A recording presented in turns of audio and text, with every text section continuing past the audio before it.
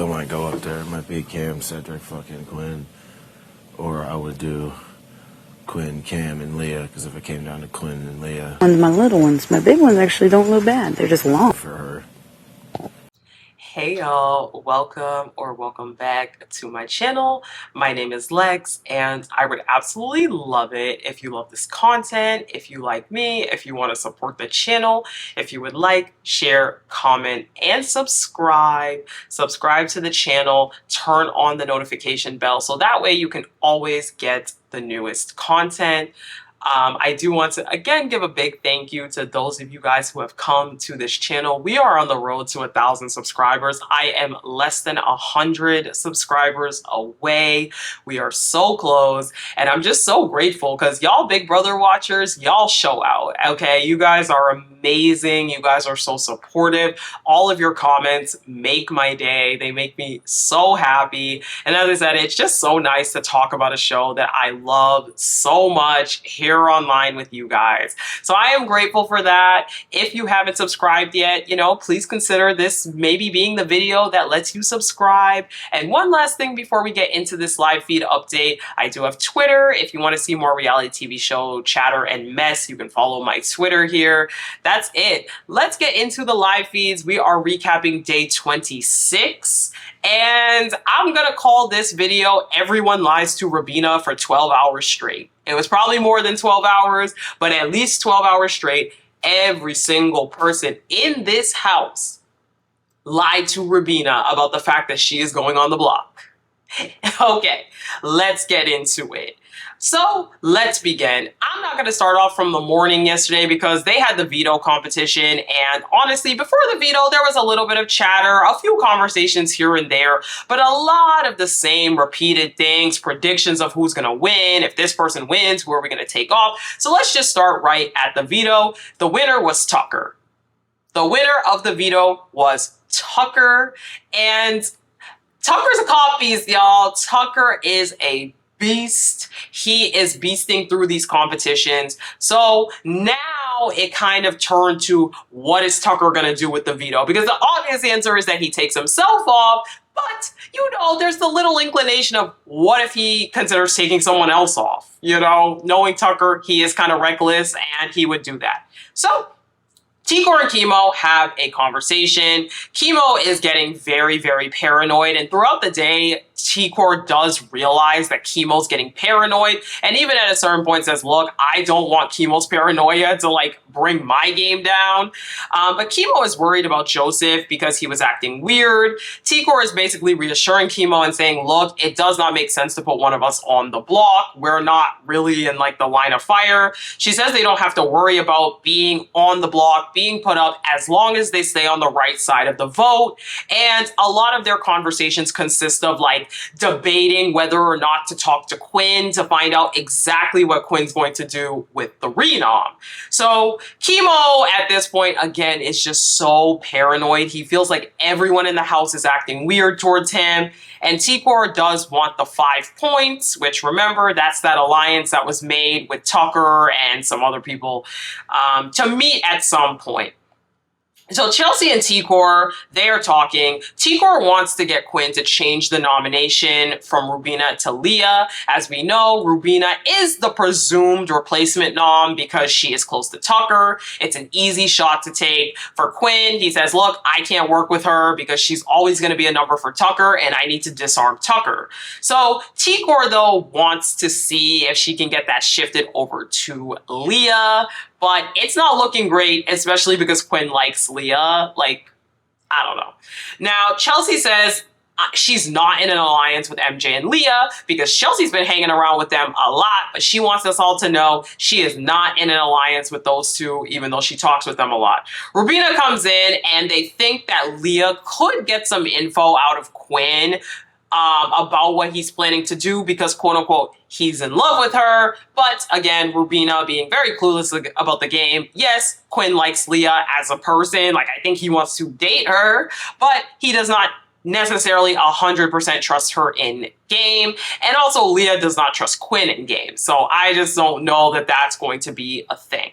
So Joseph and T-Core talk. Can't clean up the mess you made. Exactly. You know what I'm saying? Like, and I told him, I was like, bro, if you would have told me you were gonna do that, I told him that like today. I was like, if you told me you were gonna do that, I would have told you not to. Exactly. You know what I'm saying? So would I. Yeah. Came out. So yeah. And it's like. And Joseph tells T-Core, look, the only alliance I'm in is with you guys. You know, I would have told Tucker, and then he repeats that same thing that he's been regurgitating. He would have told Tucker not to do it. He would have told Tucker not to make that move last week of taking off Angela if he knew what he was doing. And again, main character syndrome. Joseph swears that he's pulling strings in this house, and he is not. But he overall says that Tucker made his own bed, and that's why he's in the position he's in. Now, Joseph says they need to protect themselves from Tucker. He also spills that Cedric wants MJ to go home. And Joseph says, look, let's split the vote so it's not clear that we're all in an alliance. And T-Core's like, I don't think we need to split the vote. And honestly, I'm pretty sure the vote will already be split, so it's not going to matter. Now, Joseph and Tucker, they are up in the HOH room, and these two seemingly are linking up. Don't want to stay here too long, but just want to let you know, good job, bro. Yeah, I knew Cam was fucking pissed once I won that last thing. Oh, man.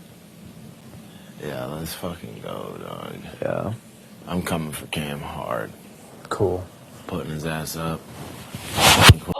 Now, Tucker is talking about how Cam is like, or Joseph, sorry, is talking about how Cam was like, we gonna get him next week. We gonna get him next week. Talking about Tucker because, you know, he didn't win the competition.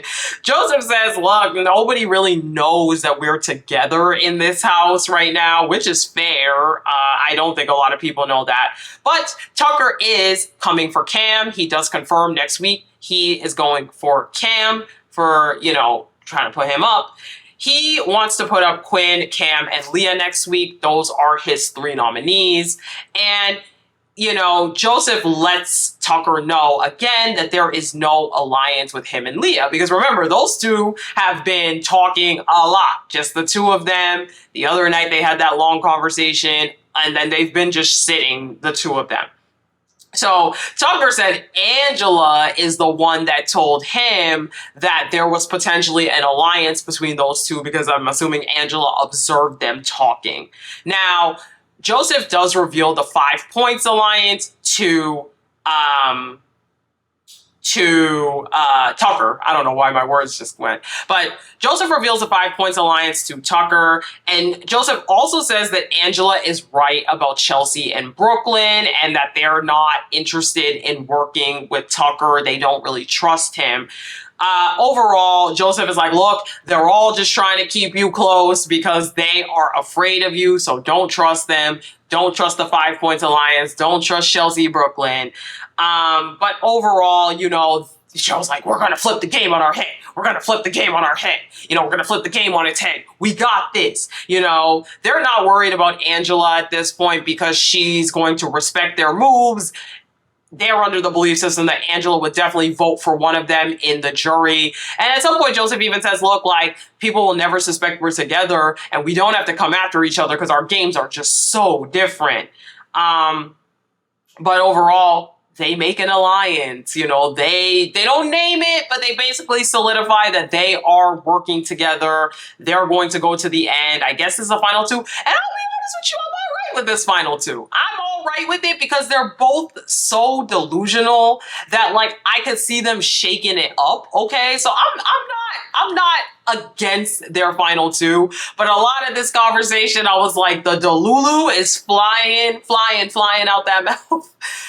Joseph, and so then right after that conversation, Joseph runs to Quinn and tells him everything. Oh, he's listening to music. That's why I wanted to walk away from the kitchen. Yeah. But, because, dude, he's telling everyone that I have, like, all these final 2s, and I'm, like, getting close to you, and it's, like, all based off what Kenny. Relax. Apparently, Tucker had chemo. Ask Brooklyn if she would use the veto to save Tucker. So The people in this house, they don't be thinking. They do not think when they do things. So he recants the whole entire conversation with Tucker to Quinn. Tucker says, Quinn is telling... Joseph is telling Quinn that Tucker thinks they're close because of what Kenny had said. Kenny told him, like, oh, he tried to make an alliance. You two are in an alliance. He tried to make an alliance, this, blah, blah, blah. Who cares about Kenny? He's gone. Now, Quinn says he does not trust anyone at this point, which he should not, because nobody trusts you either with all your 5 final twos. And I guess apparently Tucker had chemo, asked Brooklyn if she would use the veto to save him. Quinn starts talking about that. Quinn also says, look, if we pull off this move and it doesn't work, Tucker may feel like there is a majority alliance. So what they need to do is ensure that it's not obvious anything that they're doing. Otherwise, that will tip Tucker off. So Quinn says, look, every single thing that you tell Tucker, he's running back and he's telling Angela. And Joseph thinks Cam or Tucker have a great chance of winning the HOH next week if it's the slip and slide competition. That one where I think they're talking about the one where you have like a cup of soap and you have to put in that big container at the end and then they slide down the thing. I think that's the one they're talking about. So as they are having this conversation, Tucker walks by. Yeah. Let's two on the cameras. Have a 10-minute meeting in this building. You're in the corner. Yeah. This is probably another final 2. Oh, man. I'm like, Joseph, you couldn't wait. When I was watching this, I was like, Joseph couldn't wait 10 minutes, 20 minutes, 30 minutes. You couldn't wait an hour before you went directly to Quinn, the one person that you were talking about with Tucker. And you went straight to him? And then Quinn walked by and saw y'all? So anyways, Quinn is in the kitchen, or Tucker's in the kitchen telling Rubina this, going, it's probably another final 2. Like at this point, Tucker is just aware that a lot of these people are playing the field. Now, Rubina and Tikor have a conversation, and Tikor says the hard part about this is figuring out people's true relationships with each other. She's unaware of who Quinn is exactly working with because, again, he has so many final 2s, he has so many alliances, he has something with literally everyone in the house. And Tikor is still worried that Rubina or she could be genuine options to go on the block. She says, like we could be options. I felt like in this conversation, Tikor was trying to give a little hint to Rubina because, as I said, for 12 hours, every single person in this house lied and pretended that they had no idea that it was going to be Rubina going up when Tucker takes himself off. So I felt like in this conversation, Tikor was trying to be like, we could be options. She even goes on to say, look, like, if he can't go for Tucker, he's gonna go for the second best. Which I think if I was Rubina, I would be in my head like, oh, that's probably me. But again, I feel like Rubina, she kind of started to pick up on it as the night went on. But I just felt like nobody was straight with her and said, look, like, I'm gonna be honest with you. You are closest to Tucker, and again, Quinn's gonna put you up to disarm Tucker. Now, MJ and Tucker have a small little talk. They're just talking about the competition, how things went down. He's reassuring her, like, look, you're gonna be okay this week. You have the numbers, no worries there. MJ, Rubina, and Joseph have a conversation, and it's completely fake.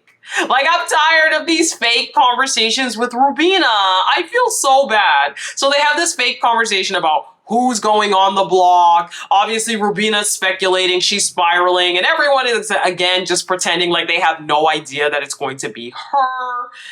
We're gonna see a blind side coming. So Cam and Tucker are talking, and Cam is so lost in this game. He's like, I thought Quinn's power was gonna be like 6 weeks instead of 5. And Tucker's like, no, Mackenzie's power was 4, so it's most likely that his is also 4. And I'm like, where did he get this information that the power was 5 or 6 weeks? I don't know. They are discussing Quinn putting up Cedric, and Cam says he has offered, but Tucker says Cedric denied it. So Tucker basically says Cedric denied offering himself to go up on the block the other day. Now, once again, in this conversation, he calls Quinn a dangerous, sloppy, effing snake. And this is also another fake conversation. Like, obviously, Tucker doesn't like Cam. He's putting Cam up next week. So he's just saying a load of BS to this man, but it's nothing real. So MJ and Chelsea talk, and MJ is basically saying, look, like, I basically have the votes. I think I just need like one more person to ensure my safety. Chelsea's like, Like, you know, her and Tigor are the best at the when they know someone's talking a load of nonsense. MJ says she saw Joseph and Rubina talking secretly, and at this point she believes that those two are both safe. MJ says Quinn and Cam had each other's back, but he believes that Cam is going to actually end up going on the block because he's a strong competitor. It's another delusional conversation where, like, MJ's not in the game. All of the stuff she's saying is nonsensical. Chelsea knows it's nonsensical because she runs to T-Core later and tells her, like, guess what MJ said? And they just make fun of her. So Quinn and Joseph are talking, and Quinn is talking about how being America's nominee for the veto did make him contemplate whether people liked him or not. Remain in the game. You know, are people really going to be looking at you when we get to jury? Like, maybe, but also, you know, if you make it far enough, and like everyone, it's like you could win out. You know what I'm saying? Which is funny because he really sat with that and for a while thought that maybe people didn't like him because he's just a weird, quirky kid. Joseph says, no. And even if so, like, you know, it could have just been that this is who they, you know, like, what production built. You know, he talked a lot about the edit, things like that. So Quinn says overall he wants people to look up to him, being like, hey, I want to play like that nerdy kid in the future. And, you know, things like that. Joseph says, look, if you make it to jury, like, probably no one's going to really be looking at you at that point. Like, there's going to be other bigger targets. And Quinn had a fear coming into the game that no one would want to work with him because he comes off as smart. And Joseph says, oh my God, me too. Like, he's like, you know, I work out, so I have like that on me, but I was, and I'm like, Joseph, what are we talking about? Okay. Now, Chelsea, T-Core, and Rubina have a conversation, and again, this is that conversation where I feel like she said because Cam was in that alliance to try to get him out. I was trying to see something. Yeah, me too. Cam was in an alliance to try to get him out, and because Brooklyn is not in a game with him. And she said, if not them, she thinks Chemo. Why Chemo? But she was like, I'm afraid if Chemo goes up. Chelsea is dumping everything that MJ had told her back to them. She's telling them that MJ believes that Brooklyn, Cam, or Chemo is going up at some point. She saw that Rubina and Joseph were talking and getting worried. She tells that to Rubina. And Rubina says she's worried that she would go home. And Chelsea sits in this conversation and she pretends like she does not understand why. And it's just so sad to watch everybody pretending like, oh my God, why would you think you're going home, Rubina? Oh my God, no, why would you think that? Now, Rubina does say she'd feel okay if she was on the block against MJ. She thinks she would stay. But she's going to talk to Quinn ultimately to figure out what exactly he wants to do. She says, look, MJ's not a good competitor. Chelsea goes back in and is like, you know, MJ's not a good competitor. It took her 7 minutes in the competition. And look, it would not be a day if Chelsea was not dragging a random girl in the house. It's always Leah, MJ, one of those two, if Chelsea, or Cam for the third for a guy. If Chelsea's not dragging one of those three people, she not in the house no more. Okay, because she's always dragging them. But that's kind of where we end. A little bit of a shorter day. There are a few things of note. Number one, T-Core and Chemo throughout the night do feel bad about not telling Rubina everything. As I said, everyone was lying to Rubina, and they do start to feel extremely guilty about that. Tucker does tell Rubina that Cam will be going up instead of her. And again, I don't know. I just feel like everyone is aware. Even Rubina herself at this point is aware it's likely going to be her, but everyone's just trying to reassure her, I think, because they know it's going to hurt her feelings. Angela gives Tucker her HOH room for the last few nights, so Tucker and Rubina do sleep up there. And Tucker tells Angela he purposely spread a lie around the house, telling people that he wasn't going to use the veto just to see what people would say. Now, Tucker also says, look, I don't give an F about Big Brother, and I will not come back after, if I'm asked. So, and for those of y'all who want to see Tucker on reindeer games, he's not coming back, according to him. Now, Rubina is telling everyone in the house she's in a showmance. She even has this one particular conversation with Angela where she's like, yeah, everyone thinks I'm in a showmance with Tucker. And Angela's like, huh? And she's like, yeah. And it's crazy because Rubina, instead of realizing, oh, shoot, Angela doesn't know, maybe let me back off, she dives in deeper. It's clear, she's a recruit. We obviously know she's a recruit, but it's like showmances put targets on your back. And Rubina is not getting that. And the visionaries have a chat. They talk about a lot of stuff. Another group that just blabs on. But the one thing that I took out of it is that Quinn does not feel safe flipping on the collective if Tucker is still in the house. Because remember, Tikor and Chemo really want to flip on the collective. They've brought this to Quinn. But I think all three of them, well, we know Tikor and Chemo are not going to lead the charge. Sorry, but those two talk about things more than they do things. No offense. But I think even Quinn right now is like, it's not the time. It's not the time. We need to wait. We need to wait. So that is it. That is where we are at. That is our post-noms day. As of right now, it is looking like Rubina is going to be the next, the renom. Tucker's obviously going to take himself off. It's a blind side, but it will be a blind side in the sense that everyone has been lying to Rubina, not that Rubina doesn't know. My question is Rubina gonna realize that everyone has been lying to her? Or is she just going to assume that nobody knew? That's what I want to know. Because if Rubina thinks everyone lied to her, and then she goes off, I'm here for that week of feeds, okay? I'm here for that 2 days of feeds, 3 days of feeds. But something tells me Rubina is going to be able to be easily misted by people where they're going to think, or they're going to say, oh, we didn't know, oh my God, I'm so sorry. And to me, that's lame. So anyway, that is where we are at. If you made it to this point of the video, that means you like the videos. So please help me to drum up engagement on the videos by liking, sharing, commenting, and subscribing. Share these videos with other people in your life that watch Big Brother, or maybe somebody who wants to get into Big Brother and doesn't know where to begin.